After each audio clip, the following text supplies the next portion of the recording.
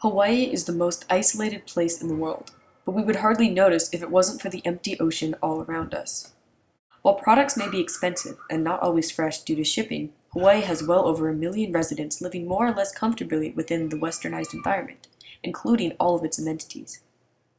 This is all possible because of our ability to traverse the sea, first and foremost with the invention of ships, and later the much faster invention, aviation.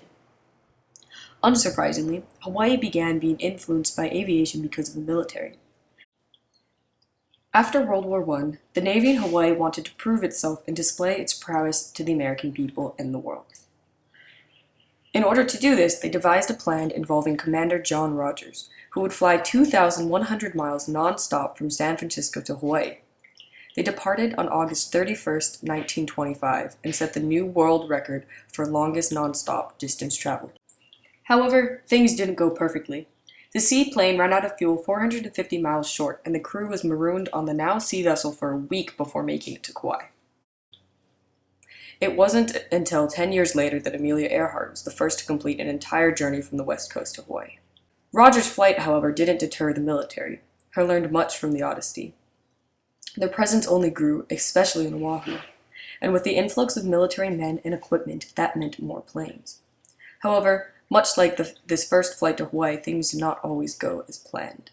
Many planes crashed in or around the island throughout the years.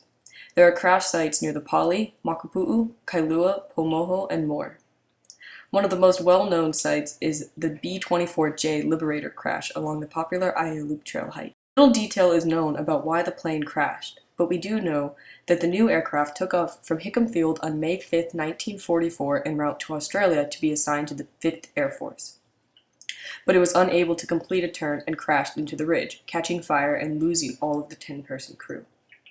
A wing can be seen from the trail, that is until a tree fell on it a few years ago. But we wanted to find the rest of it. We hiked over the ridge that it had hit and found the missing pieces, parts of an engine, another wing, and wheels.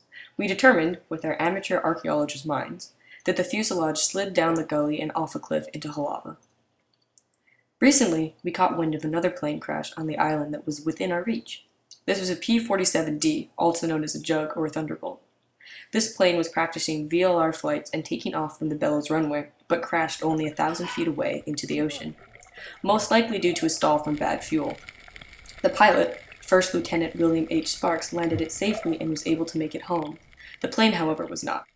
It now sits on the shallow bottom in pieces near the Mokulua Islands. We took a GoPro with us when we found it, navigating through the rocks and coral heads on stand-up boards. I apologize for the terrible shakiness and quality, but it was difficult to swim with it and keep it steady. At any rate, this is the fuselage of the Jug that sits about 10 feet away from its engine, and both are covered in algae and coral heads. Fish come and go, turtles too. I even saw a small white tip jump out of the water on the way out there. It was eerie in the murky water, and we lost our dive spot a few times as we drifted. These crashes are not only interesting and a form of tourism, like the plane resting on the bottom offshore of Portlock, but they also work as examples of mistakes and ways to learn.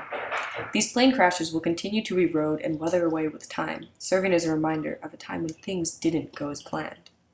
These sites are not the only ones in Hawaii, or in the world in that matter, and most are not easily accessible. These sites here have all been swept and had valuable items removed soon after the crash, but many have not. Today and in the future, the government agency, Defense POW/MIA County Agency, goes around examining these sites, cataloging the information and reuniting remains with loved ones. Just this month, a pilot from a plane crash has been reunited to his family 70 years after the crash here in Honolulu. So, while the field of aviation in Hawaii is not without its disasters, it has grown from these mistakes to a fully functioning network of aircrafts that connect our tiny, vibrant island to the rest of the world with relative ease. So much so that we may take its speediness for granted.